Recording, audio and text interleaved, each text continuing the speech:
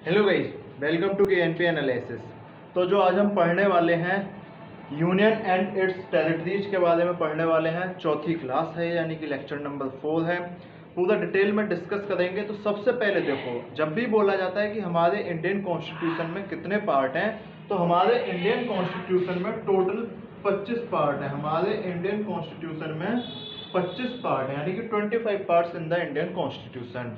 तो उसमें आज हम सबसे पहले पार्ट को डिस्कस करने वाले हैं। अगर मैं यहाँ पे शेड्यूल की भी बात कर दूं तो टोटल जो है वो 12 शेड्यूल्स हैं। टोटल 12 शेड्यूल्स हैं। अगर मैं बात करूं फिर कि पहला पार्ट किसका है, यानी कि इंडियन कॉन्स्टिट्यूशन में, भारतीय संविधान में जो सबसे पहला पार्ट है वो क्या डील करता है। जो पार्ट 1 है वो क्या बताता है?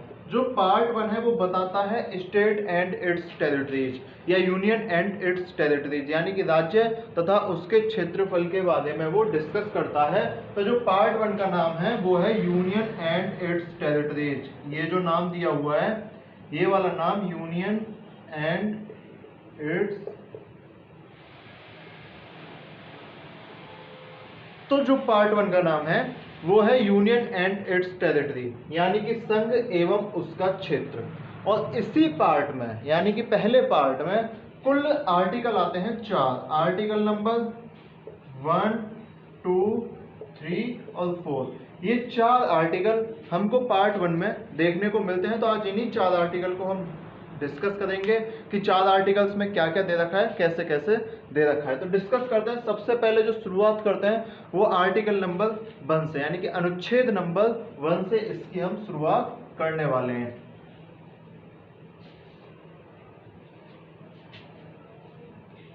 इंडिया का नाम क्या है? इंडिया का नाम क्या है? इंडिया या भारत? भारत का नाम क्या है? इंडिया या भारत? बहुत बड़ा एक क्वेश्चन था कि हम इसे इंग्लिश में बोलें या हिंदी में बोलें या दोनों भाषाओं में बोलें। एक दिक्कत हो सकती थी कि इंडिया को इंडिया कहें, भारत कहें, आर्यभट्ट कहें, हिंदुस्तान कहें, कौन से नाम से इसे पुकारना चाहिए। तो जो संविधान सभा थी वो बहुत चालाक थी, उसे पता था कि ऐसी बात में दिक्कत हो सकती है। तो उसने आर्टिकल नंबर 1 यानी कि अनुच्छेद नंबर 1 में इंडिया का नाम ही बताया है, यानी कि भारत का नाम बताया है कि भारत का नाम क्या होने वाला है। तो अनुच्छेद नंबर 1 जो कहता है, आर्टिकल नंबर 1 क्या कहता है? आर्टिकल नंबर 1 यानी कि अनुच्छेद नंबर 1 कहता है कि इंडिया, इंडिया पहले वो इसका नाम बताता है कि इंडिया है, फिर इसके बाद दूसरा नाम बताता है। दूसरा नाम वो बोलता है कि भारत, दैट इज भारत। ठीक है। तो आर्टिकल नंबर 1 में हमें सबसे पहले क्या नाम बताया? इंडिया, दैट इज भारत, यानी कि इंडिया और भारत दोनों एक ही देश के नाम हैं। ये हमें आर्टिकल नंबर 1 बताता है। और कौन से देश के नाम है? हमारे देश के वो नाम है। ठीक है। तो India that is Bharat is, फिर आगे लिखता है ये इज, और फिर उसके बाद एक और चीज बताता है। आर्टिकल नंबर 1 हमें 2 चीजें बता देता है एक साथ ही। Union of states is union of states. अगर मैं हिंदी में बात करूं, अनुच्छेद नंबर 1 हिंदी में क्या बोलता है कि इंडिया जो कि भारत है वह सभी राज्यों का एक संघ है। सभी राज्यों का एक संघ है, यानी कि राज्यों का संघ। ठीक है। बात आएगी कि इसे यूनियन ऑफ स्टेट क्यों बोला गया। इसे यूनियन ऑफ स्टेट क्यों बोला गया? पहला आर्टिकल 1 में हमें 2 चीज क्लियर हो गई। पहला नाम बताया है India that is Bharat. Question आता है पेपर में कि ये कौन से वाले आर्टिकल में दिया हुआ है, या भारत के कौन कौन से नाम संविधान में दिए हुए हैं, कुछ भी क्वेश्चन आ सकता है। ठीक है। फिर दूसरा क्वेश्चन आता है कि इंडिया जो है, जो भारत है, वो यूनियन ऑफ स्टेट्स यानी कि राज्यों का संघ है या फेडरल कंट्री है। ठीक है। तो या फिर एक और क्वेश्चन आ जाता है कि इंडिया को यूनियन ऑफ स्टेट्स ही क्यों बोला जाता है, फेडरेशन ऑफ स्टेट्स क्यों नहीं बोला जाता। तो यहाँ पे एक एमसीक्यू में जो ऑप्शन आएगा, उस एमसीक्यू में आपको एक ऑप्शन हमेशा देखने को मिल जाएगा, और वो ऑप्शन होगा कि भारत को यूनियन ऑफ स्टेट्स इसलिए बोला जाता है क्योंकि यह कोई एग्रीमेंट नहीं है, यानी कि it is not a agreement, it is not an agreement, यानी कि जो भारतीय संघ है वो कोई समझौता नहीं है। हमने जो भारत के अलग अलग राज्य थे उन्होंने किसी समझौते पर हस्ताक्षर नहीं किए। ऐसा हुआ कि मान लो ये ऐसे करके एक, मान लो ये इस टाइप का कुछ था, एक है ना भारत था, तो जो इसके अंदर कुछ भी है वो सब भारत में आ गया, ठीक है, चाहे वो जबरदस्ती आए हो। हालांकि बाद में 552 टोटल मैं बताऊंगा, चलो अभी इस चीज को बताऊंगा, है ना। तो ये इसके अंदर की जो चीजें थी वो सारी भारत में आ गई। तो इसीलिए हमको यूनियन बोला जाता है कि हमने कोई एग्रीमेंट साइन नहीं किया, सेंटर के पास ज्यादा पावर है, ठीक है, ये स्पेशली यूनियन का मतलब बताता है। संविधान में कहीं भी फेडरल नहीं लिखा हुआ, संविधान में हमेशा इंडियन कॉन्स्टिट्यूशन में यूनियन ऑफ स्टेट्स ही लिखा हुआ है। इंडियन कॉन्स्टिट्यूशन में यूनियन ऑफ स्टेट्स लिखा हुआ है। ये थी यहाँ की इंपॉर्टेंट चीज, ठीक है। इसके बाद नेक्स्ट टॉपिक नहीं, इसी में आर्टिकल नंबर 1 में थोड़ा सा आगे चल लेते हैं, थोड़ा सा इसी यूनियन ऑफ स्टेट पे बहस कर लेते हैं कि भाई बहस क्या करनी, बता देता हूं मैं आपको कि क्या होता है ये।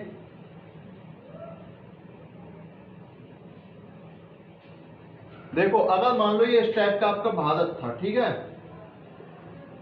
ये था आपका भारत। अगर ये आपका भारत था तो भारत में उस टाइम जो टोटल प्रोविंस स्टेट थे या टोटल ब्रिटिश स्टेट थे, कुल मिलाकर के 552। देखो दो टाइप के स्टेट होते हैं, मैंने अपनी पहली वीडियो में भी बताया था किसी में, दो टाइप की प्रोविंसेस होती थी उस टाइम, एक तो ब्रिटिश और एक इंडियन। ब्रिटिश प्रोविंसेस वो होती थी जो सीधे अंग्रेजों के कब्जे में आती थी, सीधे अंग्रेज उस पर राज करते थे ब्रिटिश वाली पे। और इंडियन प्रोविंस वो होती थी जिसपे भारतीय राजकुमार, भारतीय राजा राज करते थे, लेकिन कभी कभी वो इंग्लिश यानी कि अंग्रेज जो थे उस पर कुछ अधिकार जमा सकते थे। तो यही सेम चीज हुई भारत में। भारत की एक ऐसी बाउंड्री बन चुकी थी, ठीक है। अब बाउंड्री में माना गया कि जो भी इसके अंदर होगा, जो भी इसके अंदर होगा, किसी भी टाइप का कोई भी जगह होगी, जैसे मान लो यूपी, दिल्ली, आगरा, मथुरा, जो आगरा, मथुरा नहीं, यूपी, दिल्ली, हरियाणा, पंजाब, कुछ भी होगा इसके अंदर, वो सारा भारत में आएगा। आना चाहिए, आएगा नहीं, आना चाहिए, ठीक है, और आएगा भी, क्योंकि हमने यूनियन ऑफ स्टेट बोल दिया तो इसे आना ही पड़ेगा। तो उस टाइम जो इंडियन प्रोविंसेस थी वो थी 552। कितनी थी? 552 में से 549 तो मान गई 15 अगस्त 1947 को ही, 15 अगस्त 1947, या आप बोल दो फाइनली 26 जनवरी 1950। फाइनली जो 26 जनवरी 1950 को मान गई थी, 15 अगस्त 1947 को भूमिका लगभग तय होने लगी थी, ठीक है। तो जब 26 जनवरी 1950 को 549 मान गई, तीन दिक्कत दे रहे थे, जो तीन स्टेट थे वो दिक्कत दे रहे थे, और वो तीन स्टेट कौन कौन से थे? जूनागढ़, कश्मीर, और जो तीसरा स्टेट था वो था हैदराबाद। तीन स्टेट हमको ये दिक्कत दे रहे थे, जूनागढ़, कश्मीर और हैदराबाद। अब इनको भी हमें अपने कब्जे में लेकर के आना था, इनको भी अपने कब्जे में लेकर के आना था, जूनागढ़, हैदराबाद। तो इसीलिए इंडिया यूनियन ऑफ स्टेट है, इंडिया भारत जो है वो संघ और उसका क्षेत्र है, और इसीलिए हमने जूनागढ़ को पुलिस के द्वारा और हैदराबाद को रेफरेंडम, ठीक है, और कश्मीर को अपने मिलिट्री एक्शन के द्वारा अंदर ले लिया था। एक मिनट रुको यार, एक मिनट रुको आप, ठीक है। तो ये सारी चीजें थी जो हम यहाँ पे डिस्कस कर चुके हैं। इसके बाद हम बात करेंगे कि यूनियन ऑफ स्टेट क्या होती है। एक थोड़ा सा एग्जाम्पल और दे दूं मैं आपको कि यूनियन ऑफ स्टेट में हम लोग क्या डील करते हैं। तो जब भी हम यूनियन ऑफ स्टेट की बात करते हैं,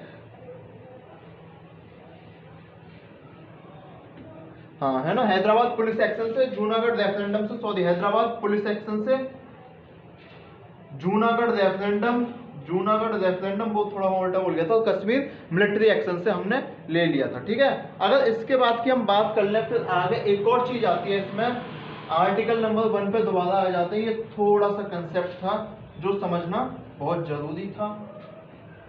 देखो आर्टिकल नंबर 1 में मैंने तीन चीज डिस्कस कर ली। पहला नाम यानी कि भारत, और उसका दूसरा नाम है इंडिया। दूसरी चीज हमने डिस्कस करी थी यूनियन ऑफ स्टेट्स, यानी कि संघ, राज्यों का संघ है, ठीक है, union of state India, that is Bharat. और यहाँ पे एक और हम तीसरी चीज डिस्कस करने वाले हैं कि इसमें दो डिफरेंस आते हैं, एक यूनियन ऑफ इंडिया और एक टेरिटरी ऑफ इंडिया। दो डिफरेंस समझ लो, एक आता है यहाँ पे नाम यूनियन ऑफ इंडिया और एक आता है टेरिटरी।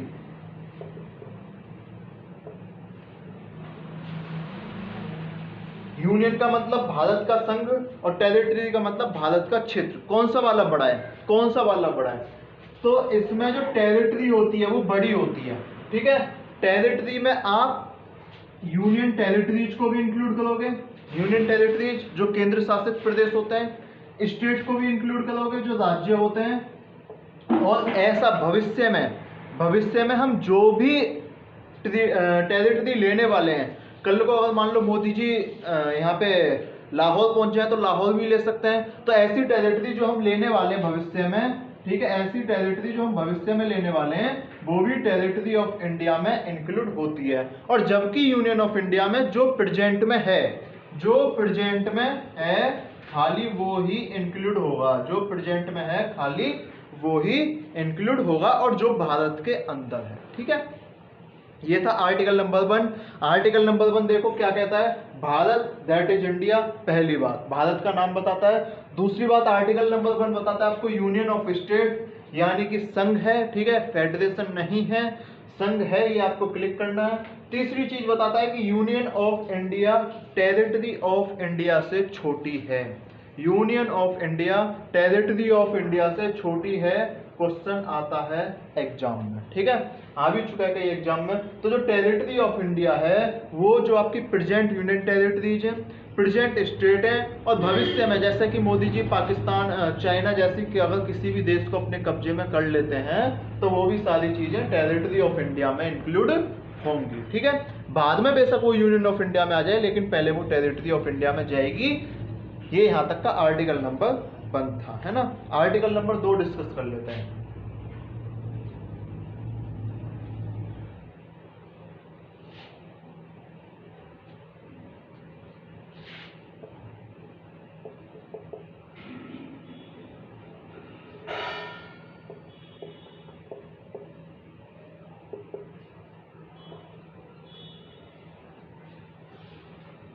भारत एक संप्रभुत्व देश है, यानी कि India is a sovereign country.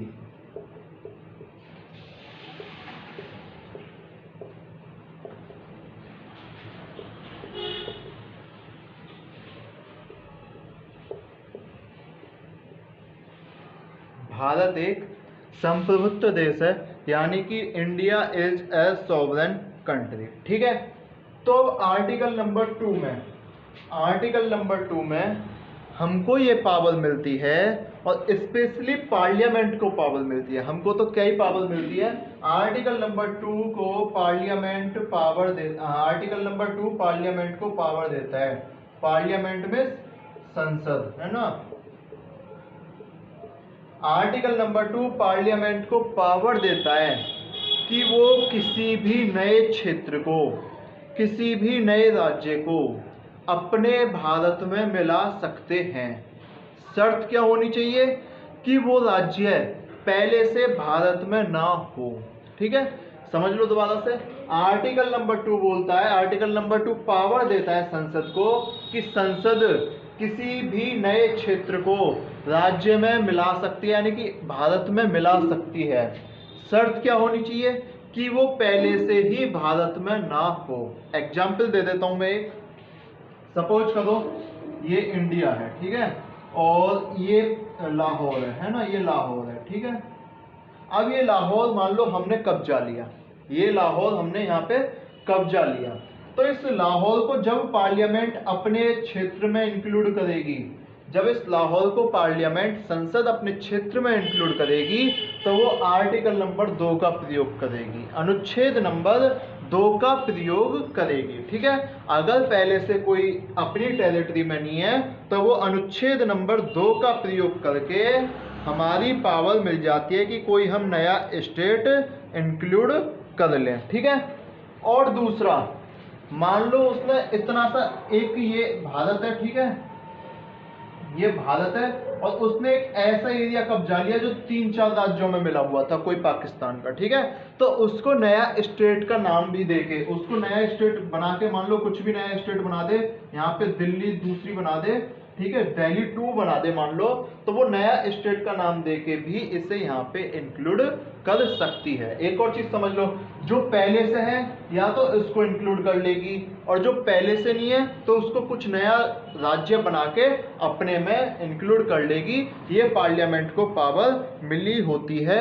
दोबारा से आर्टिकल नंबर 2 मैं लिख देता हूं एक बार।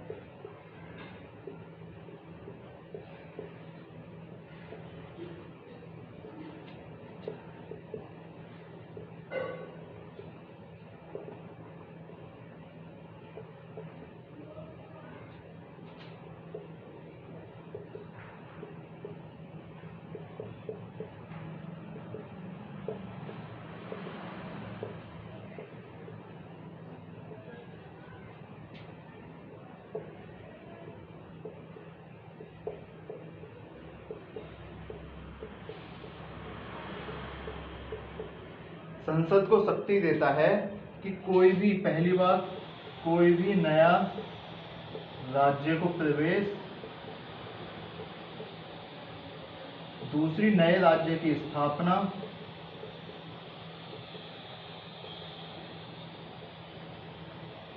शर्त क्या है कि वो पहले से भारत में ना हो, पहले से भारत में ना हो। भारत का मतलब है भारत के क्षेत्र में ना हो। तो आर्टिकल नंबर 2 क्या बोलता है? एम्पावर्स पार्लियामेंट, पावर जो देता है वो पार्लियामेंट को पावर देता है। 2 किस चीज के लिए?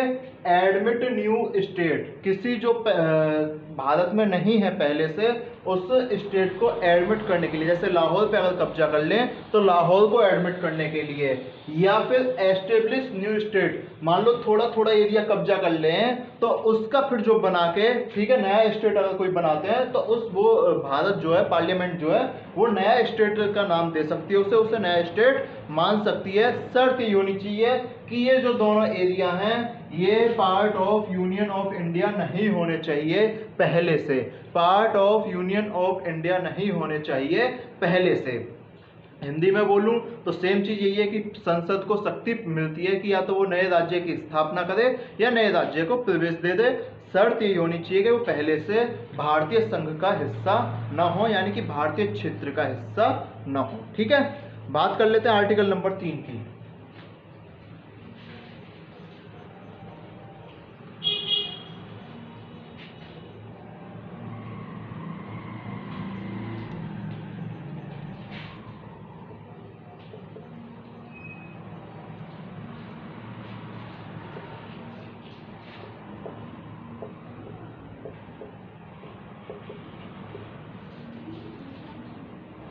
जब तक मोदी जी और अमित शाह हैं, हो सकता है कि दिल्ली का नाम कुछ हो जाए, ठीक है, उत्तर प्रदेश का नाम कुछ और हो जाए, या किसी भी जगह का नाम, तमिलनाडु, चेन्नई, किसी जगह का नाम, असम, मेघालय, किसी का नाम कुछ और हो जाए।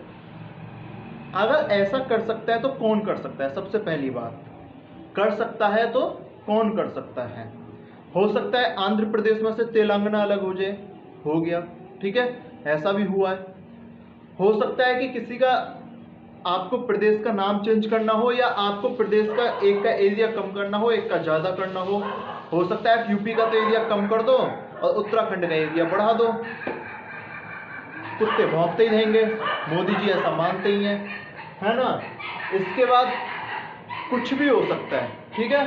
तो यानी कि किसी भी नए स्टेट को, किसी भी स्टेट का नाम चेंज करना, सबसे पहले आप लिख लो, किसी भी स्टेट का नाम चेंज करना, किसी भी स्टेट का एरिया चेंज करना, कम करना या ज़्यादा करना, ठीक है। किसी भी स्टेट को खत्म कर देना। हो सकता है कि वो दो स्टेट मिला के एक स्टेट को खत्म कर दें और किसी भी नए स्टेट का बना देना, किसी भी नए स्टेट का बना देना। ये होता है आर्टिकल नंबर 3 में। आर्टिकल नंबर 2 में जो हम पढ़ रहे थे वो इंडिया के बाहर वाले क्षेत्रों की बात कर रहे हैं। आर्टिकल नंबर 2 में अनुच्छेद नंबर 2 में भारत के बाहर वाले क्षेत्रों की बात कर रहे हैं। आर्टिकल नंबर 3 में भारत के अंदर वाले क्षेत्रों की बात करेंगे। सबसे पहले क्या होता है, फॉर्म न्यू स्टेट।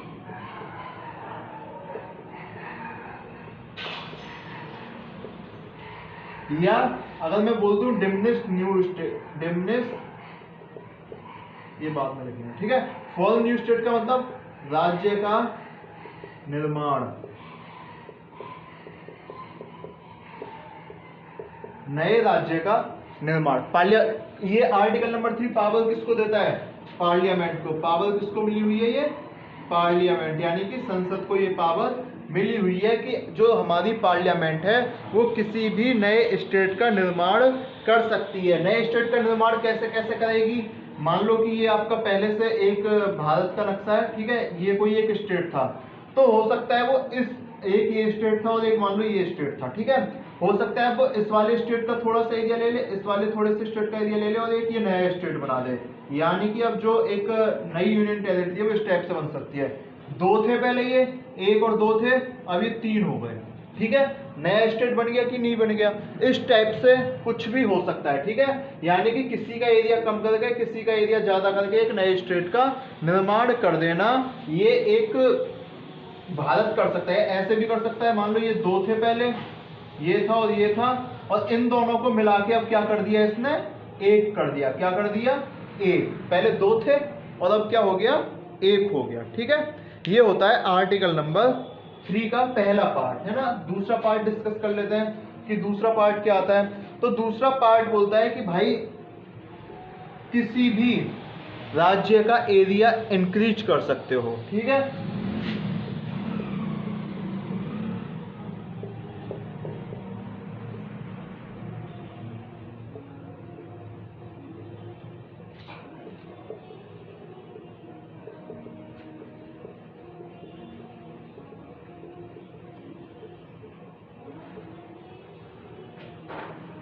यानी कि किसी भी राज्य के क्षेत्रफल में बढ़ोतरी करना, ठीक है। कैसे,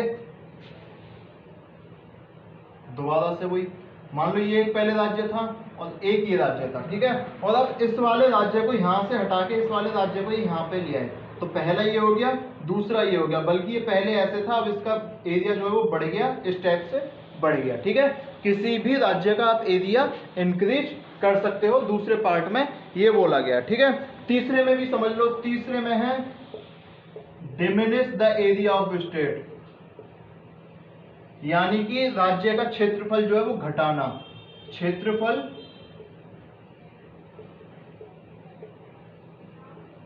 अब भाई एक चीज समझो, अगर आप एक राज्य का क्षेत्रफल बढ़ा रहे हो, एक राज्य का क्षेत्रफल बढ़ा रहे हो तो दूसरे का तो घटाओगे घटाओगे, कॉमन सी बात है ना।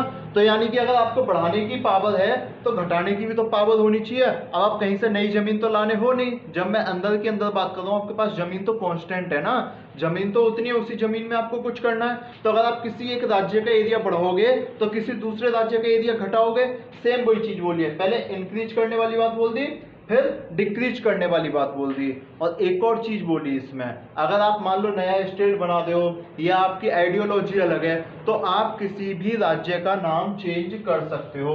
यहाँ पे चौथी चीज लिख लो, changing the name. Changing name यानी कि नाम परिवर्तन करना।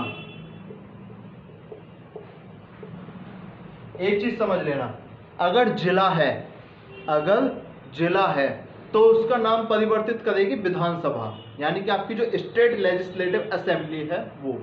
और अगर प्रदेश है तो उसका नाम चेंज करेगी पार्लियामेंट, यानी कि संसद, ठीक है। दोनों चीजों में अंतर समझ लेना। जो प्रदेश के अंदर वाली चीजों का अगर नाम चेंज करना है तो विधानसभा करेगी उस प्रदेश की, और अगर प्रदेश का ही नाम चेंज करना है तो पार्लियामेंट करेगी भारत की संसद। इसमें अब 2-3 इंपॉर्टेंट पॉइंट हो जाते हैं। ये थे आर्टिकल नंबर 3 पार्लियामेंट को पावर देता है कि वो किसी नए राज्य का निर्माण कर सकते हैं, किसी नए राज्य का निर्माण कर सकते हैं, किसी राज्य का एरिया इंक्रीज कर सकते हैं यानी कि उसका क्षेत्रफल बढ़ा सकते हैं, किसी राज्य का क्षेत्रफल घटा सकते हैं और किसी का नाम चेंज कर सकते हैं, किसी राज्य का नाम चेंज कर सकते हैं। ठीक है, हो सकता है उत्तर प्रदेश से बाबा योगी आदित्यनाथ नाम रख दे, कोई बड़ी बात नहीं है ना। तो ये जो 4 चीजें हैं वो हमको आर्टिकल नंबर 3 यानी कि अनुच्छेद नंबर 3 में दी हुई हैं। लेकिन अनुच्छेद नंबर 3 में ही हमको एक शर्त दी हुई है, और वो मजेदार वाली शर्त कौन सी है उसको थोड़ा सा देख लेते हैं।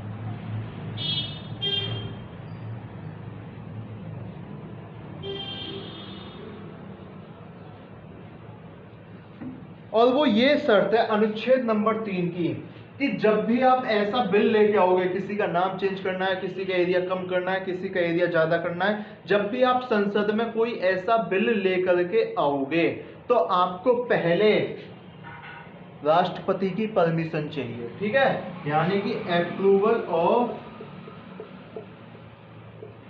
प्रेसिडेंट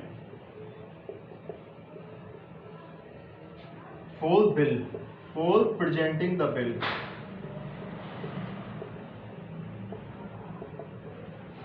मतलब क्या हुआ, राष्ट्रपति की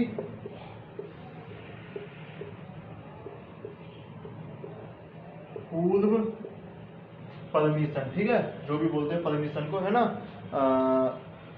पूर्व छूट चाहिए कि मतलब राष्ट्रपति की पहले उसे परमिशन चाहिए कि भाई हम इस बिल को लाना चाह रहे हैं। ठीक है, तो ये आर्टिकल नंबर 3 में बोला गया है। प्लस एक और चीज बोली गई है, प्लस इसी आर्टिकल नंबर 3 में एक और चीज बोली गई है कि भाई अगर आपको, ये तो हो गया स्टेट का नाम चेंज करना है तो आप स्टेट से बात करोगे। ठीक है, और जो स्टेट से बात करोगे, एक और चीज जो इसमें बोली गई है वो ये है कि अगर मान लो आप किसी स्टेट का एरिया चेंज करना चाह रहे हो, किसी स्टेट को खत्म करना चाह रहे हो, जिताना चाह रहे हो, नया बनाना चाह रहे हो, जो करना चाह रहे हो, उससे पहले आपको, अगर आप राष्ट्रपति की पूर्व परमिशन लोगे तो राष्ट्रपति क्या करेगा, आपको उस बिल को सबसे पहले स्टेट लेजिस्लेचर के पास भेजेगा, स्टेट लेजिस्लेचर के पास भेजेगा, यानी कि विधानसभा के पास भेजेगा।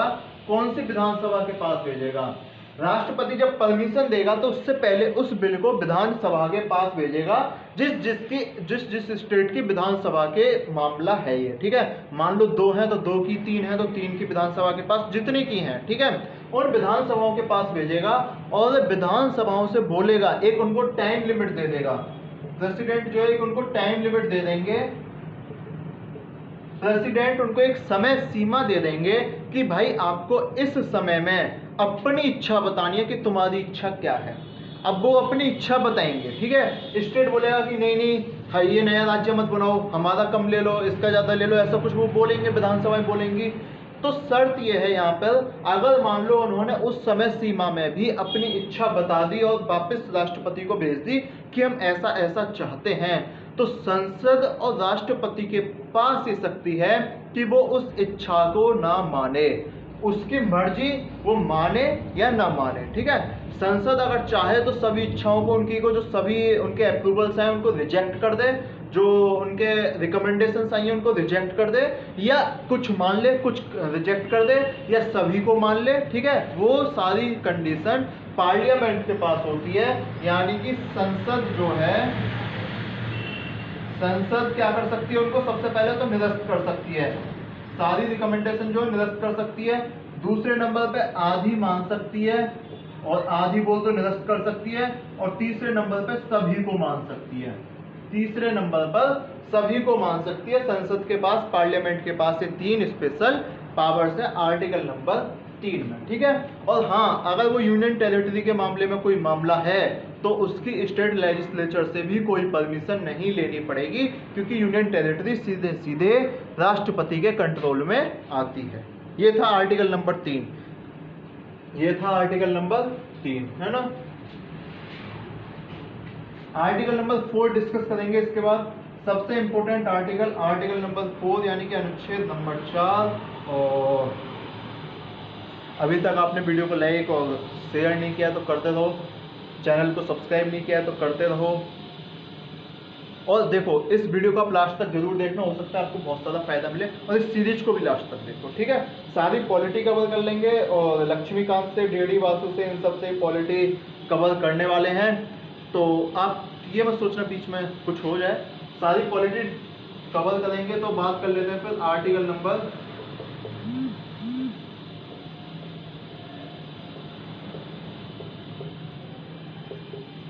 अब आप एक चीज बताइए, संविधान में 3-4 तरह के बिल होते हैं, 3 तरह के स्पेशली, कॉन्स्टिट्यूशनल अमेंडमेंट बिल यानी कि संविधान संशोधन नियम, मनी बिल, मनी विधेयक जो होता है, ठीक है, धन विधेयक, और ऑर्डिनरी बिल जो सामान्य बिल होता है। 3 तरह के बिल होते हैं ये, constitutional amendment bill, money bill, और जो एक ऑर्डिनरी बिल जो एक सामान्य बिल होता है, ठीक है। अब जब संसद, अभी तक जब संसद किसी स्टेट का नाम चेंज कर रही थी, किसी स्टेट को बाहर से अपने अंदर ला रही थी, या किसी स्टेट का एरिया चेंज कर रही थी, तो वो कौन सा बिल लेके आएगी? संविधान संशोधन बिल, धन विधेयक यानी कि मनी बिल, या ऑर्डिनरी बिल यानी कि सामान्य बिल। तो आर्टिकल नंबर 4 यही बताता है कि उसे कौन सा बिल लाना पड़ेगा।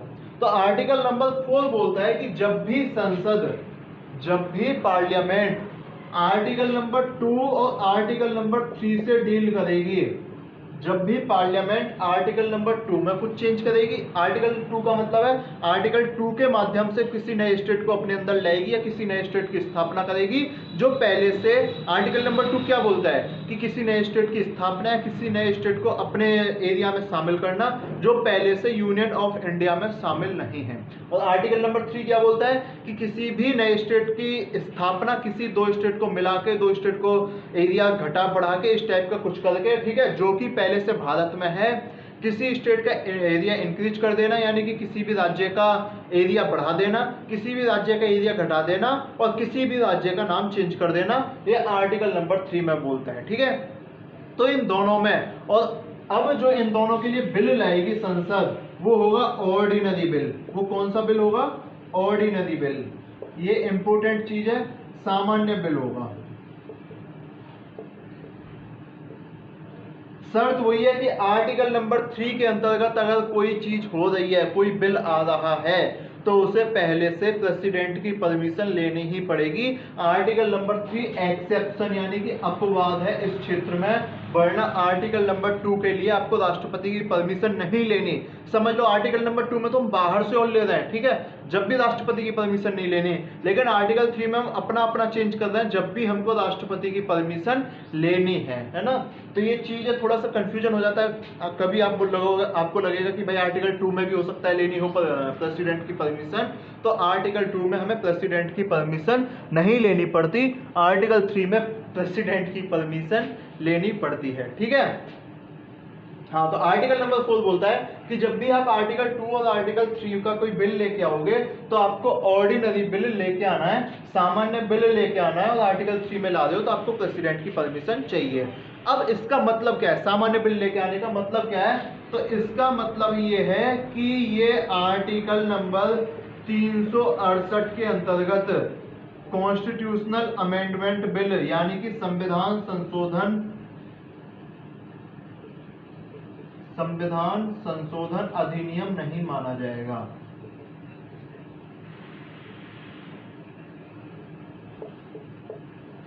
अब क्या बोलता है आर्टिकल नंबर 4 कि आप ऑर्डिनरी बिल लेके आओगे, लेकिन इसके साथ एक और चीज बोलता है कि आर्टिकल नंबर अगर आपने 2-3 में कोई चेंज किया है तो वो आर्टिकल 368 के अंतर्गत नहीं आना, यानी कि उसे आप ये नहीं बोल सकते कि ये कॉन्स्टिट्यूशनल अमेंडमेंट बिल था, है ना। आप उसे संविधान संशोधन अधिनियम या विधेयक नहीं बोल सकते हो, ठीक है। ये चीज समझ में आई। दोबारा से एक चीज समझ लो, आर्टिकल नंबर 4 क्या बोलता है, अगर मैं शॉर्ट में बता दूं तो आर्टिकल नंबर अनुच्छेद नंबर 4 बोलता है कि अगर आपको आर्टिकल नंबर 2 में या आर्टिकल नंबर 3 में कोई भी चेंज करना है तो आपको ऑर्डिनरी बिल लेके आना पड़ेगा, यानी कि आपको सामान्य विधेयक लाना पड़ेगा, ठीक है। और इसके बाद बोलता है कि ये जो भी आप आर्टिकल 2 और आर्टिकल 3 में चेंज कर रहे हो, ये आर्टिकल 368 के अंतर्गत संविधान यानी कि कॉन्स्टिट्यूशनल अमेंडमेंट एक्ट नहीं है, कॉन्स्टिट्यूशनल अमेंडमेंट एक्ट यानी कि संविधान संशोधन नियम नहीं है। इस चीज को नोट कर लो, नहीं है। इस चीज को नोट कर लो, नहीं है। ठीक है, ये इंपॉर्टेंट चीज है। अगर पेपर में क्वेश्चन पूछा जाता तो वो यही वाला पूछा जाता है कि आर्टिकल 4 में हम 368 के अंतर्गत संविधान संशोधन मानते या नहीं मानते। ये कंफ्यूजन इसलिए क्योंकि हम आर्टिकल 2 और आर्टिकल 3 के अंतर्गत आर्टिकल 2 और आर्टिकल 3 को चेंज नहीं कर रहे है ना। आर्टिकल 2 और आर्टिकल 3 के अंतर्गत स्टेट के नेम को, स्टेट के एरिया को चेंज कर रहा है, इसीलिए थोड़ा सा कंफ्यूजन हो जाता है। हम समझ लेते हैं कि हमने आर्टिकल 2, 3 चेंज किया, जबकि ऐसा नहीं है, हमने स्टेट के नाम, एरिया को चेंज किया है, इसीलिए आर्टिकल नंबर 368 में नहीं आते। इसीलिए आर्टिकल 368 में नहीं आते, आर्टिकल नंबर 4 यही बोलता है। ठीक है, यहां तक चीजें समझ आई कि नहीं आई? इसके बाद एक और चीज समझ लो,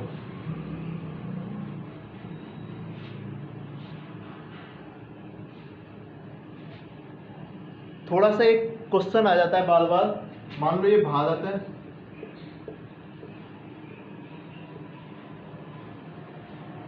अब एक चीज बताओ मुझे, मान लो ये एक बाउंड्री है, ये जो इसकी नीली लाइन में ये बाउंड्री है भारत की, ठीक है, ये भारत की बाउंड्री है। अब संसद, जो पार्लियामेंट है, जो पार्लियामेंट है, संसद जो है, क्या इस वाली बाउंड्री को चेंज कर सकती है? ये जो 4 बाउंड्री दे रखी हैं, संसद इस वाली बाउंड्री को चेंज कर सकती है आर्टिकल 2 और आर्टिकल 3 में। आर्टिकल 2 और आर्टिकल 3 में बताओ, क्या इस वाली बाउंड्री को चेंज कर सकती है? कर तो सकती है। आर्टिकल 2 में मान लो उसने ये वाला नया एरिया ले लिया, तो अपने स्टेट की बाउंड्री ऐसे नहीं हो जाएगी, ये चीज हट जाएगी ना? बिल्कुल चेंज कर सकती है। आर्टिकल 2 और आर्टिकल 3 में बिल्कुल चेंज कर सकती है। ठीक है, अब आप एक चीज समझ लो, अगर चेंज कर सकती है, ठीक है, चेंज कर सकती है, तो वो ये वाली चीज ही चेंज हुई, यानी यूनियन हमारी अभी भी बची है। लेकिन क्या कोई स्टेट, मान लो कोई स्टेट पहले से यहाँ है, कोई स्टेट पहले से एक ये स्टेट है यहाँ पे टी नाम का, तो अब ये टी नाम का जो स्टेट है वो इस लाइन को चेंज कर सकता है। टी नाम का जो स्टेट है वो कर सकता है कि अब जो भारत है वो ऐसा बन जाएगा और ये टी नाम का स्टेट जो है वो अलग कहीं चला गया। कर सकता है? नहीं कर सकता। कोई भी स्टेट भारत की बाउंड्री को चेंज नहीं कर सकता खुद से, जबकि संसद ऐसा कर सकती है। तो यहाँ पे एक चीज बोली जाती है, जो भारत है, जो भारत है, लेकिन अगर मान लो ये 2 स्टेट थे, ये अगर 2 स्टेट थे, तो क्या संसद इन दोनों स्टेट को एक कर सकती है? बिल्कुल कर सकती है। हो सकता है इन स्टेट को खत्म कर सकती है, खत्म कर सकती है, ऐसा स्टेट कोई नया स्टेट बना दे मिला के, ये दोनों स्टेट खत्म हो जाए। तो इसके बारे में एक बात बोली जाती है कि जो भारत है वो डिस्ट्रक्टिबल स्टेट है, डिस्ट्रक्टिबल स्टेट, यानी कि आप राज्य जो हैं उनको खत्म कर सकते हो या उनको तोड़ मोड़ सकते हो। लेकिन जो हमारी यूनियन है, पूरी जो हमारी यूनियन है वो इनडिस्ट्रक्टिबल यूनियन है।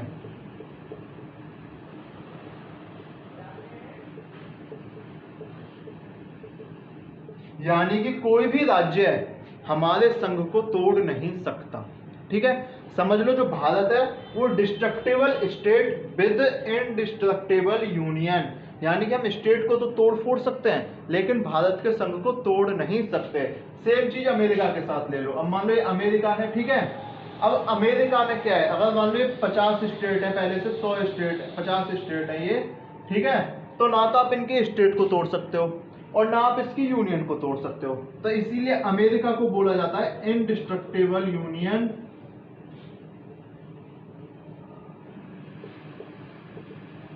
Of indestructible state.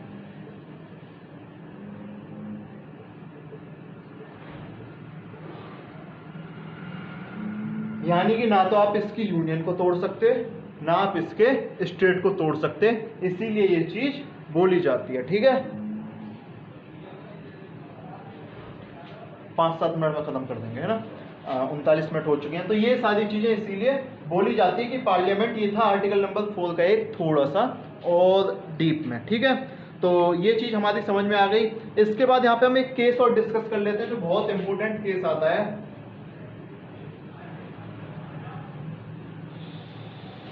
अभी तक देखो, जब भी मैं आर्टिकल 2 की बात कर रहा था जब भी मैं आपसे आर्टिकल नंबर 2 की बात कर रहा था, अनुच्छेद नंबर 2 की बात कर रहा था, मैंने वहां आपसे एक चीज बोली थी, इंडिया किसी नए स्टेट को ले सकता है। यही बोला था ना कि इंडिया जो है, भारत जो है, वो किसी बाहरी क्षेत्र को अपने अंदर ले सकता है, किसी जो पहले से राज्य है उसको अपने अंदर मिला सकता है। क्या मैंने ये बोला कि भारत अपने एरिया को खत्म करके, अपने कुछ राज्यों को खत्म करके किसी दूसरे देश को दे सकता है? ये बोला था मैंने आर्टिकल 2 में? नहीं बोला। ठीक है, यानी कि आर्टिकल नंबर 2 से हमें ये पावर नहीं मिलती, हमें मतलब पार्लियामेंट या संसद को ये पावर नहीं मिलती कि वो अपने एरिया को किसी फॉरेन कंट्री को, यानी किसी विदेशी शासक को या शासन को दे दे। फिर ये पावर कहाँ से आती है? ठीक है, और कभी कभी देना इंपॉर्टेंट हो जाता है, एग्जाम्पल दूंगा भी क्यों। तो सेम इसी संदर्भ में एक बेरूवादी यूनियन केस हुआ था, एक बेरूवादी यूनियन केस हुआ था 1960 में।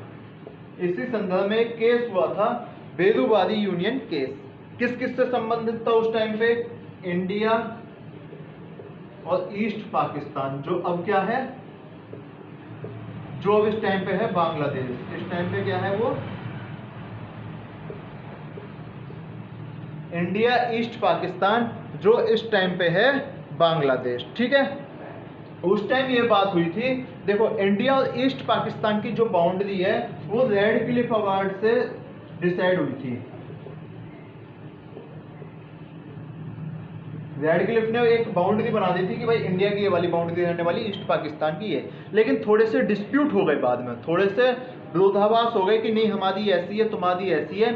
फिर बाद में एक समझौता हुआ और संसद ने ये समझौता करा कि भाई चलो हम ये वाली थोड़ा सा एरिया, मान लो ये इस टाइप का एरिया था उस टाइम, ये एरिया है और ये ऐसे ऐसे समझौता है, ठीक है, ऐसे ऐसे डिस्प्यूट है ना, तो ये वाले एरिया तो हम रख लेते हैं। भारत तो बोल रहा है ये वाला एरिया मेरा, और पाकिस्तान बोल रहा है, यानी बांग्लादेश बोल रहा है ये वाला एरिया मेरा।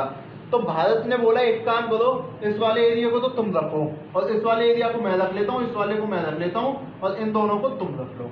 समझौता खत्म। ठीक है, यानी कि जिस पे बांग्लादेश बोल रहा था हमारा है या ईस्ट पाकिस्तान बोल रहा था हमारा है, वो हमने अपने आप में रख लिया, और जिसे हम बोल रहे थे कि वो हमारा है वो हमने उनको दे दी है। जगह किसकी थी? ये वाली जगह मान लो भारत की थी, ये वाली जगह भारत की थी। अब ये हमने ईस्ट पाकिस्तान को दी है, अब ये हमने जगह बांग्लादेश को दी है। दिक्कत यही शुरू हो गई। हमने सोचा कि आर्टिकल नंबर 2 के अंतर्गत हम अपनी जगह, यानी कि संसद अपनी जगह दे सकती है, और उसने दे दी। केस चला गया सुप्रीम कोर्ट में, केस चला गया सुप्रीम कोर्ट में। फिर सुप्रीम कोर्ट ने आदेश दिया कि आपको आर्टिकल नंबर 2 के अंतर्गत ये पावर नहीं मिलती कि आप किसी को भी अपना देश की कुछ जमीन दे दें। बोले भाई फिर कैसे पावर मिलेगी? तो फिर सुप्रीम कोर्ट ने बोला कि ये जो पावर मिलेगी आपको आर्टिकल 368 के अंतर्गत मिलेगी, यानी कि ये आपको संविधान संशोधन नियम के तहत करना पड़ेगा। ठीक है, और फिर संविधान संशोधन हुआ भी, और वो जो संविधान संशोधन हुआ था वो हुआ था नौवां, यानी कि 9th कॉन्स्टिट्यूशनल अमेंडमेंट एक्ट आया भी 1960 में। ये 9वां संविधान संशोधन नियम के अंतर्गत जो हमारी टेरिटरी थी वो पाकिस्तान को दी जानी थी। ले तो सकते हैं ना आर्टिकल नंबर 2 में, लेने में तो दिक्कत है नहीं, देने में ही तो दिक्कत आ रही है। उसके लिए देने के लिए हमें आर्टिकल 368 से 9वां संविधान संशोधन नियम लाना पड़ा। एक और पता है क्यों? पार्लियामेंट जो है, संसद जो है भारत की, उसी के पास यही पावर है कि वो पूरे भारत का नक्शा चेंज कर सकती है या नक्शा दोबारा से बना सकती है। किसके पास पावर है ये भारत का नक्शा चेंज करने वाली? यानी कि जो पार्लियामेंट है, जो हमारी संसद है, वो ही भारत का नक्शा चेंज कर सकती है। संसद ही भारत का नक्शा चेंज कर सकती है, भारत का नक्शा बना सकती है। इंपॉर्टेंट क्वेश्चन है, पेपर में छपता है। राष्ट्रपति वगैरह कुछ नहीं करते, खाली संसद इस काम को कर सकते हैं कि भारत का नक्शा बना दे या कम कर दे। इसरो पे मत जाना कि इसरो करेगा, आर्कियोलॉजिकल सर्वे ऑफ इंडिया, नहीं, ये सारा काम भारत की संसद करेगी, है ना। भारत के नक्शे को दोबारा बनाना या भारत के नक्शे में कोई भी चेंज करना। हुआ था सर ये। अब ये तो हो गया। उस टाइम पे फिर कुछ पॉलिटिकल इनस्टेबिलिटी आ गई थी 1960 में। फिर हमारे यहाँ भी क्राइसिस हुआ, युद्ध भी हुआ 1961 में, 1965 में, तो ये चीज़ें वहाँ पे पॉसिबल नहीं हो पाई। उसके बाद फिर 1971 में बांग्लादेश बन गया। अभी डिस्प्यूट चल रहा है, अभी खत्म नहीं हुआ। जब 1971 में बांग्लादेश बन गया, फिर 1974 में एक और साइन हुआ। बांग्लादेश ने बोला कि भाई इस समस्या को सुलझाओ। सबने बोला, मोदी जी भी वहां पे बोल के आए बांग्लादेश में 2014 में कि भाई हम इस समस्या को सुलझाएंगे। ठीक है, अब लास्ट में जब समस्या सुलझाई गई तो समस्या सुलझाने के लिए फिर एक और कॉन्स्टिट्यूशनल अमेंडमेंट एक्ट लाया जाता है, एक और नया संविधान संशोधन लाया जाता है, और जिस संविधान संशोधन का नंबर था 100वां।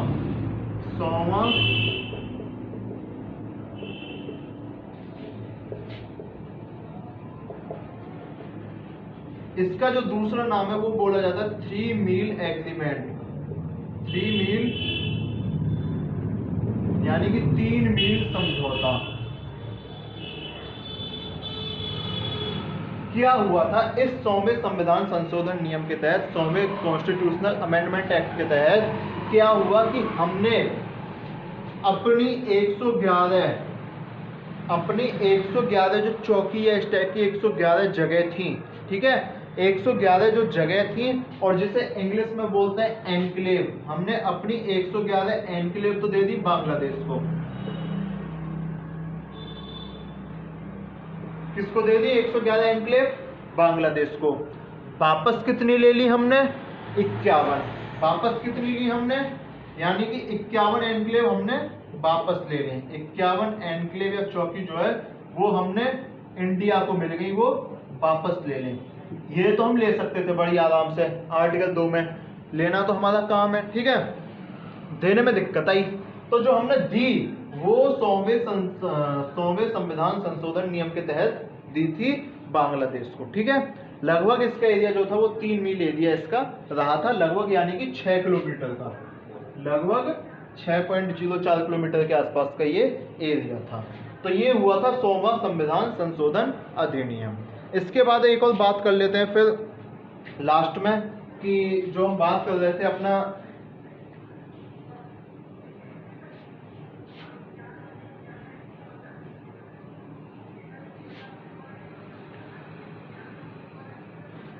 भारत में आज के दिनांक इसलिए बोलना पड़ता है, मोदी जी अमित शाह कब नया स्टेट बना दें, ठीक है, तो यानी कि 2 जुलाई 2022 को कितने राज्य हैं, कितने स्टेट हैं?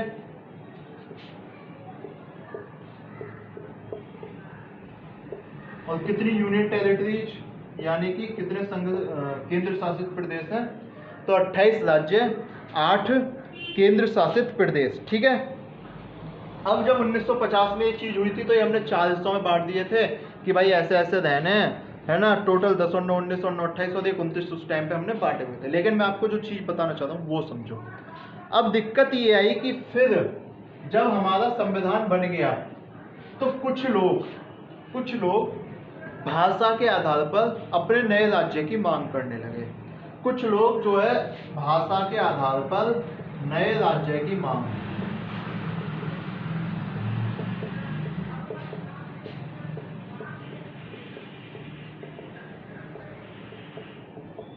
यानी कि लिंग्विस्टिक बेसिस पर, इंग्लिश में अगर बोले तो लिंग्विस्टिक बेसिस पर, यानी कि भाषी आधार पर कुछ लोग नए राज्य की मांग करने लगे थे। गवर्नमेंट ऑफ इंडिया को लगा कि इशू ज़्यादा बढ़ता जा रहा है, एक कमेटी बिठानी चाहिए। तो गवर्नमेंट ऑफ इंडिया ने एक कमेटी बिठाई और उस कमेटी का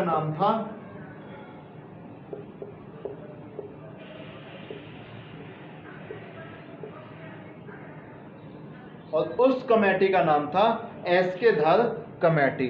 और इस कमेटी ने, ये कमेटी कब बिठाई गई थी? 1948 में, जून 1948 में बिठाई गई और दिसंबर 1948 में, जून 1948 में बिठाई गई और दिसंबर 1948 में इसने अपनी रिपोर्ट दे दी।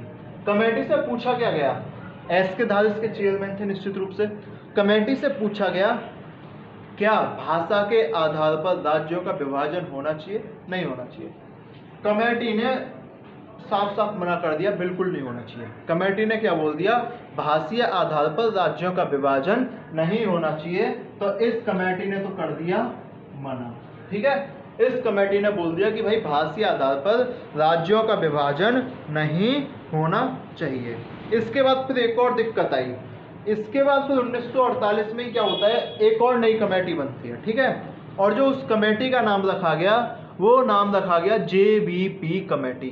जे मतलब जवाहरलाल नेहरू, बी मतलब वल्लभ भाई पटेल और पी मतलब पट्टा भाई सीतारमैया, वही वाले जिनको सुभाष चंद्र बोस ने हराया था, है ना।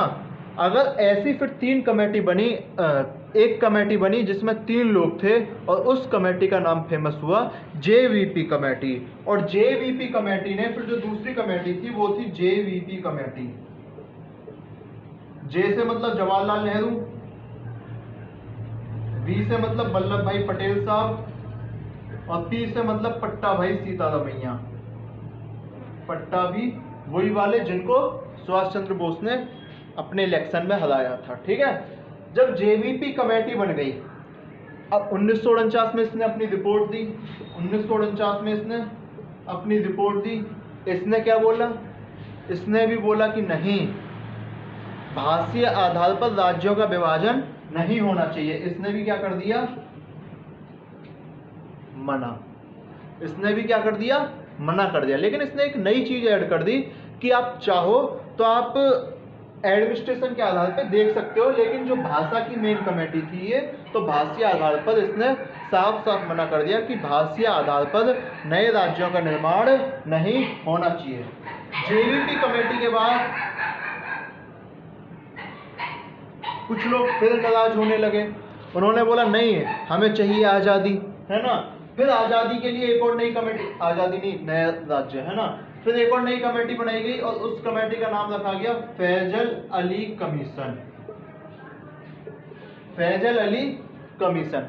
इस कमेटी ने बोला, ये कमेटी ने बोला हाँ कि जो भारत है उसमें भाषाई आधार पर नए राज्यों का निर्माण हो सकता है, लेकिन ऐसा ना हो कि सभी जो राज्य हैं उनका निर्माण भाषाई आधार पर हो, क्योंकि ऐसा हो सकता है फिर कल को जो थोड़ी थोड़ी लैंग्वेज बोलने वाले हैं, यानी कि वो भी अपने नए राज्य की मांग कर सकते हैं।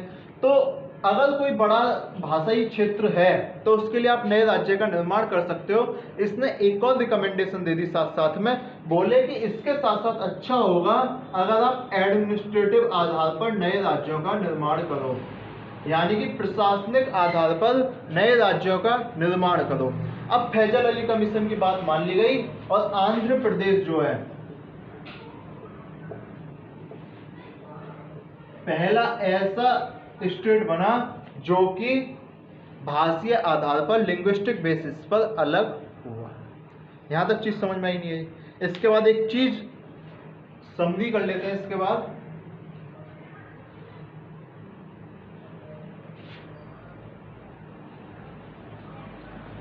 देखो, फिर जब ये फैजल अली कमीशन वगैरह आ गए तो इसके बाद जो लास्ट में ये फाइनल हुआ कि भाई 14 तो स्टेट हैं और 6 यूनियन टेरिटरीज हैं। 14 राज्य, 6 केंद्र शासित प्रदेश। लेकिन इसके बाद फिर नई तरह से नए स्टेट बनने लगे। कुछ बाहरी कब्जे में भी थे, जैसे कुछ पौंडीचेरी, फ्रेंच इनके कब्जे में थे, ठीक है। तो मैं एक बार लिस्ट बता देता हूँ। फिर इसके बाद महाराष्ट्र बना, ठीक है। महाराष्ट्र और गुजरात अलग हुए। महाराष्ट्र गुजरात में इतना कुछ खास नहीं था, वो एरिया बेसिस पे थे। फिर इसके बाद दादरा और नगर हवेली अलग हुई। पहला अगर मैं इंपोर्टेंट मानूँ तो दादरा एंड नगर हवेली।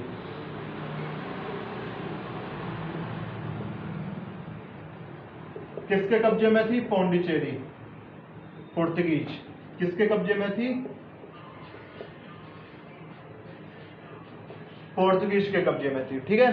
दादरा एंड नगर हवेली अब भी आपको पता है कि वो आज भी यूनियन टेरिटरी है और वो 1961 में अपने अंतर्गत आ गई थी। और ये पता है क्यों? ये संविधान संशोधन से आए थे। ये उस टाइम पे संविधान संशोधन से आए थे, क्योंकि हमने शामिल तो कर लिए लेकिन हमें ये यूनियन टेरिटरी में कन्वर्ट करने थे, ठीक है।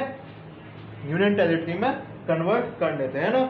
जब इसके बाद फिर ये चीज आ गई दादरा एंड नगर हवेली की। फिर इसके बाद एक और चीज आई, गोवा, दमन एंड दीव। दूसरा जो होता है गोवा, किसके कब्जे में थे? पोर्तुगीज के कब्जे में। गोवा एक अलग राज्य बन गया, दमन एंड दीव यूनियन टेरिटरी है। इसके बाद पुडुचेरी,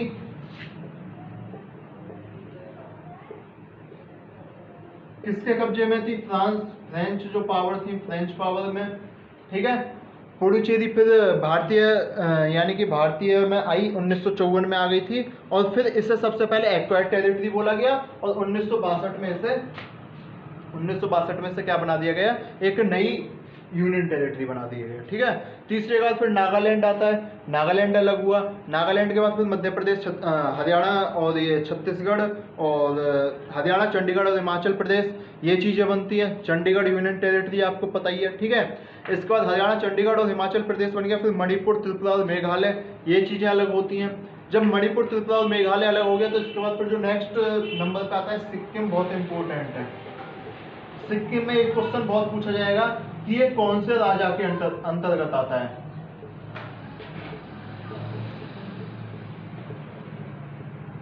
ये कौन से राजा के अंतर्गत आता था? तो सिक्किम जो है वो सोग्याल, यानी कि सोग्याल जो वहां का राजा था उसके अंतर्गत आता था। सिक्किम ने बोला कि पहले आप मेरी हेल्प करते थे डिफेंस विफेंस में, तो भारत उसकी हेल्प करता था, लेकिन फिर बाद में सिक्किम ने बोला कि नहीं अब मैं भारत में आना चाहता हूं, तो फिर बाद में वो भारत में इंक्लूड हो गया। सिक्किम के साथ ये हुआ था, ठीक है। इसके बाद फिर मिजोरम, अरुणाचल प्रदेश और गोवा, मैंने आपको पहले ही बता दिया कि वो एक अलग राज्य बन ही गया था। जब मिजोरम, अरुणाचल प्रदेश और गोवा अलग राज्य बन गए, फिर इसके बाद एक नई बात आती है छत्तीसगढ़, उत्तर प्रदेश, छत्तीसगढ़, उत्तराखंड और झारखंड। उत्तराखंड आपको पता है पहाड़ी इलाके पे कुछ प्रशासनिक आधार पे ये अलग हुए थे। और उसके बाद जो सबसे लास्ट में आता है, जो सबसे लास्ट में अलग हुआ वो हुआ तेलंगाना। तेलंगाना सबसे लास्ट में अलग हो गया। सबसे लास्ट में नहीं, सबसे ये लास्ट वन था, और अब जो सबसे लास्ट में हुआ है जम्मू एंड कश्मीर और लद्दाख। सबसे लास्ट वाला कौन सा है? जम्मू एंड कश्मीर और लद्दाख, ठीक है। ये सबसे लास्ट के हैं।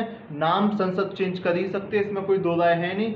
संसद ही नाम चेंज कर सकते हैं किसी भी स्टेट का। नाम चेंज हुआ भी है, जैसे यूपी का नाम पहले यूनाइटेड प्रोविंस था, उसके बाद उत्तर प्रदेश हो गया, है ना। तो ये सारी चीजें नाम चेंज हो सकती हैं। मुझे लगता है कि आपको ये आर्टिकल नंबर 1, 2, 3, 4 लास्ट रिवीजन फटाफट से। आर्टिकल नंबर 1 क्या बोलता है? आर्टिकल नंबर 1 दो चीज बताता है कि इंडिया और उसका नाम भारत, और ये है यूनियन ऑफ स्टेट। इंडिया और उसका नाम भारत, और ये है यूनियन ऑफ स्टेट, ठीक है। आर्टिकल नंबर 2 क्या बताता है? आर्टिकल नंबर 2 बताता है कि आप जो है किसी नए राज्य का निर्माण कर सकते हो। क्रिएट और admit new states which are outside union of India, which are, यानी कि पहला आर्टिकल बोलता है कि इंडिया जिसका नाम भारत है वो यूनियन ऑफ स्टेट, यानी कि एक संघों का क्षेत्र है। दूसरा आर्टिकल नंबर बोलता है कि अगर कोई भी एक ऐसा राज्य या कोई भी एक ऐसा क्षेत्र जो भारत की यूनियन से बाहर है, उसे आप अपने पार्लियामेंट को शक्ति देता है कि पार्लियामेंट उसे अपने एरिया में कन्वर्ट कर सकती है, अपने एरिया में इंक्लूड कर सकती है, ठीक है, और या कोई नया राज्य बना सकती है जो बाहर का एरिया है। आर्टिकल नंबर 3 क्या बोलता है कि अगर भारत में कोई पहले से राज्य है, भारत में कोई पहले से राज्य है, तो उनका एक तो नया स्टेट बना सकती है, दो को मिला के नया स्टेट बना सकती है, किसी स्टेट का एरिया इंक्रीज कर सकती है, किसी स्टेट का एरिया डिक्रीज कर सकती है, और नेम चेंज कर सकती है, ठीक है। दो को मिला के एक बनाना, दो को मिला के तीन बनाना, तीन को मिला के एक बनाना, कुछ भी ऐसा कर सकती है जो पहले से ही भारत में है, जो पहले से यूनियन ऑफ इंडिया में है। आर्टिकल नंबर 4 क्या बोलता है कि ये जो सारी चीजें हैं, आर्टिकल नंबर 3 में एक और खास बात है कि आपको इसके लिए प्रेसिडेंट की पहले अप्रूवल लेनी पड़ेगी, राष्ट्रपति की पहले अप्रूवल लेनी पड़ेगी। आर्टिकल नंबर 4 क्या बोलता है कि ये सारे ऑर्डिनरी बिल होंगे, ये सारे ऑर्डिनरी बिल होंगे, कोई भी चीज आर्टिकल 368 के अंतर्गत नहीं आने वाली। ये थी इसकी समरी। तो मेरे हिसाब से वीडियो अगर आपको अच्छी लगी हो तो इस वीडियो को लाइक कर देना, इस वीडियो को शेयर कर देना, चैनल को सब्सक्राइब कर देना। मिलते हैं नेक्स्ट वीडियो में। नेक्स्ट वीडियो में हम क्या डिस्कस करने वाले हैं? सिटीजनशिप। नेक्स्ट वीडियो में क्या डिस्कस करने वाले हैं? सिटीजनशिप जो है वो नेक्स्ट वीडियो में हम डिस्कस करेंगे, यानी कि नागरिकता जो है वो नेक्स्ट वीडियो में डिस्कस करेंगे। नागरिकता जो पार्ट नंबर 2 में आती है, ये चीज वहां पे हम डिस्कस करेंगे। आर्टिकल नंबर 5 से 11 पूरे हम डिस्कस करने वाले हैं, ठीक है। मिलते हैं नेक्स्ट वीडियो में। जब तक बने रहिएगा इस चैनल के साथ, इस चैनल को सब्सक्राइब कीजिएगा, अपने दोस्तों में शेयर कीजिएगा, और जितना बढ़ा सकते हो बढ़ाइएगा। अगर आपकी कोई कमेंट है तो टेलीग्राम का चैनल आप डिस्क्रिप्शन में दिया गया, आप उसे ज्वाइन कर सकते हैं, बाकी कोई भी कमेंट कर सकते हैं। Thank you.